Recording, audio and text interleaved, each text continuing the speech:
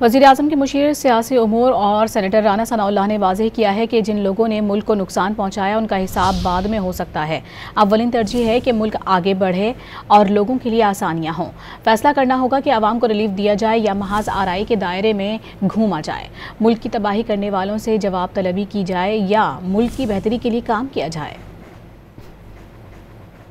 ملک کی بہتری کے لیے کام کیا یا پھر یہ جواب طلبی میں جو ہے وہ پھر جو ہے وہ وقت ضائع کیا جائے۔ جو اولین ترجیح جو ہے وہ تو پہلے یہی ہے کہ ملک جو ہے وہ آگے بڑھے، ملک ترقی کرے، لوگوں کے لیے آسانی ہو، لوگوں کے حالات جو ہے وہ بہتر ہوں۔ تو پھر وہ کردار جنہوں نے ماضی میں نقصان پہنچایا ہے اس ملک کو، تو ان کا بھی جو ہے وہ حساب کا وقت آ سکتا ہے۔ لیکن پہلے جو ہے وہ ملک کی اور لوگوں کی جو ہے وہ خبر لینی چاہیے، ان کی بہتری کے لیے کام کرنا چاہیے۔ ان لوگوں کا حساب جو ہے وہ بعد میں بھی ہو سکتا ہے۔